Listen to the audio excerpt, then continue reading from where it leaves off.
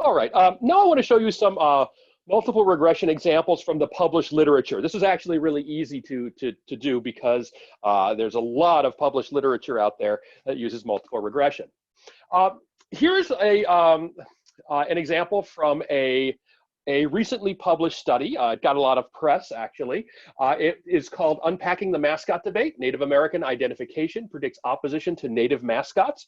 It is in press, which means it hasn't been published yet, but it's ready to be published. It's accepted for publication at Social Personality Psychological Science.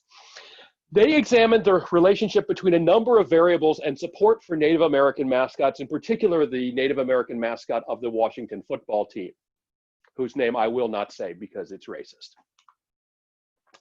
Just to give you a little background on the authors, one of the authors, Stephanie Freiberg, is a professor of psychology at the University of Michigan. She earned her master's and PhD at Stanford. She's a member of the Tulalip tribe, which Stephanie had told me about this. She is outside of the Seattle area, I believe.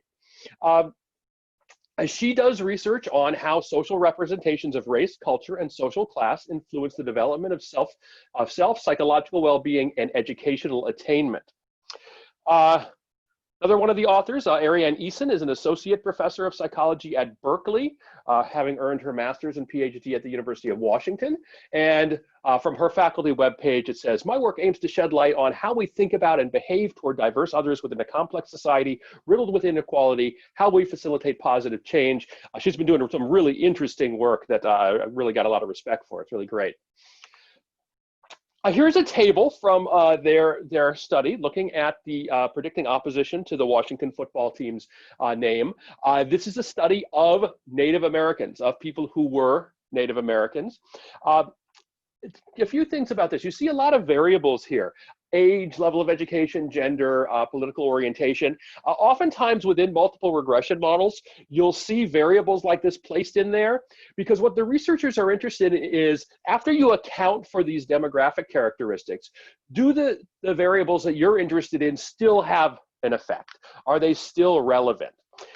Do they still tell you something? Or would you know that without having to ask about these things? So then they looked at identification, they looked at legal or certified status, engagement with Native cultures, and identity centrality. That is, how important that Native identity was to the person.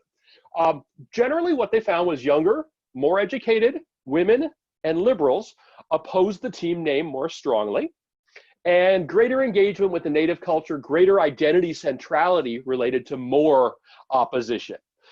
So consistent with what they expected to find is that no, Native people were not supportive of the Washington football name's team. All right, so very nice work, timely and relevant.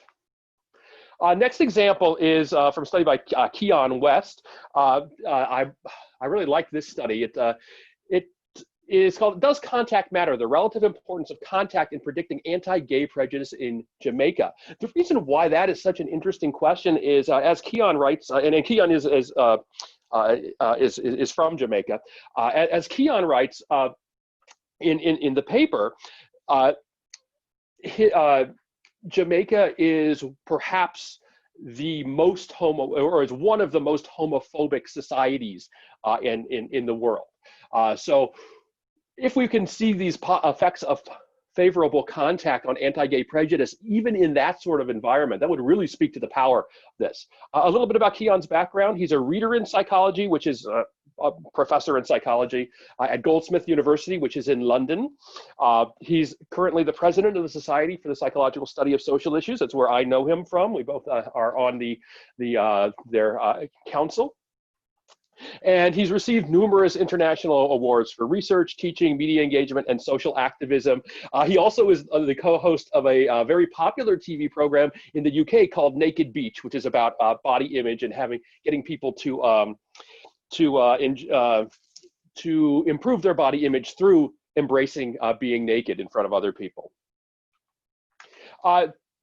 Here's a table predicting 3 measures of anti-gay bias from his paper, predicting them from intergroup anxiety. That means you feel really anxious interacting with somebody of those characteristics, negative attitudes, and negative behaviors. Again, we see here they've got gender, education, religion, 3 things that we know are generally related to attitudes toward gay folks. Then there's positive contact, income, age, and whether they listen to dance hall music, which is a pretty homophobic, which is a style that often has homophobic themes.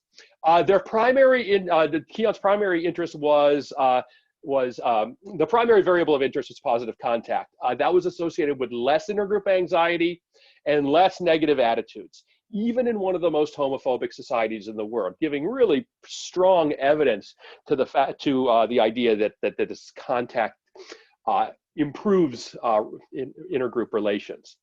A couple things I want to note here. There's these little stars all over these. I'm intentionally not talking about those yet. We're going to circle back on regression and correlation and talk about what those stars mean a little bit later in the semester. But for now, you can just ignore them. Look at them as decorative.